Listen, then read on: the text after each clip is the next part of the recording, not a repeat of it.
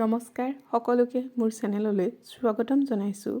আজি আমি লেংগুৱেজ পেপাৰৰ evaluating language comprehension and proficiency speaking, listening, reading and ৰাইটিঙৰ বিষয়ে আলোচনা কৰিম। ইভালুৱেটিং মানে মূল্যায়ন কৰা। ভাষা শিক্ষণত শিক্ষাৰ্থী এজনৰ শুনা, কোৱা, পঢ়া আৰু লিখা অৰ্থাৎ লিষ্টেনিং, স্পিকিং, ৰিডিং এণ্ড ৰাইটিঙৰ দক্ষতা কেনেধৰণে বিকাশ হৈছে সেইটো পৰীক্ষা কৰা নামেই হৈছে ভাষাগত মূল্যায়ন। লিষ্টেনিং স্কিলত শিক্ষাৰ্থীয়ে সঠিকভাৱে শুনি অৰ্থ বুজি পাব লাগিব। মুখৰ নিৰ্দেশনা, গল্প, আলোচনা আদি অনুসৰি উত্তৰ দিব পাৰে নেকি সেয়া চাব লাগিব।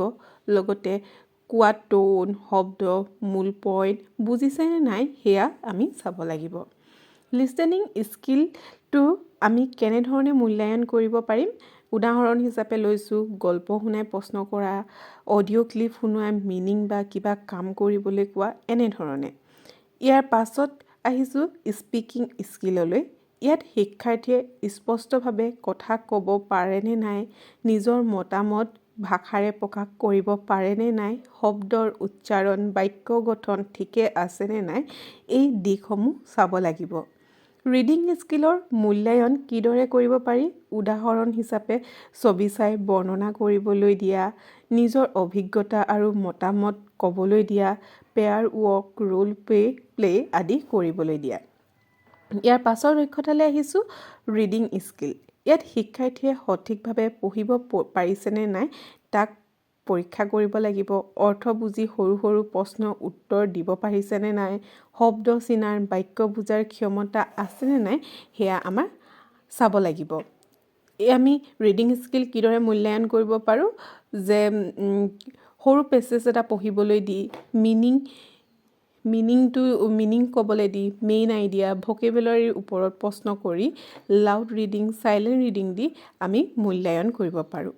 একেবাৰে শেষৰটো স্কিল হৈছে ৰাইটিং স্কিল। ইয়াত শিক্ষাৰ্থীয়ে স্পষ্ট আৰু যুক্তিসংগতভাৱে বাক্য লিখিব পাৰেনে নাই সেয়া আমি চাব লাগিব।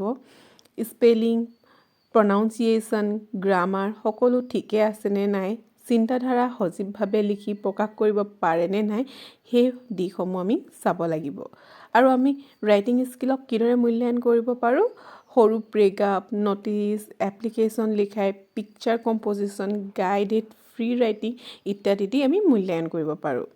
ভাষা দক্ষতা মানে মিনিংফুল কণ্টেক্সট শিক্ষাৰ্থীয়ে বাস্তৱিক ভাষা ব্যৱহাৰ পৰীক্ষা কৰা, গ্ৰামাৰক অকলশৰীয়াকৈ নহয় কমিউনিকেশ্যনৰ অংশ হিচাপে মূল্যায়ন কৰিব লাগিব। লিষ্টেনিং আৰু স্পিকিং হৈছে ফাউণ্ডেশ্যন অৰ্থাৎ ভেটিগহুটা। আকৌ ৰিডিং এণ্ড ৰাইটিং হৈছে ফাৰ্ডাৰ ডেভেলপমেণ্ট, উচ্চ মানে ডেভেলপমেণ্টৰ কাৰণে প্ৰয়োজন হয়।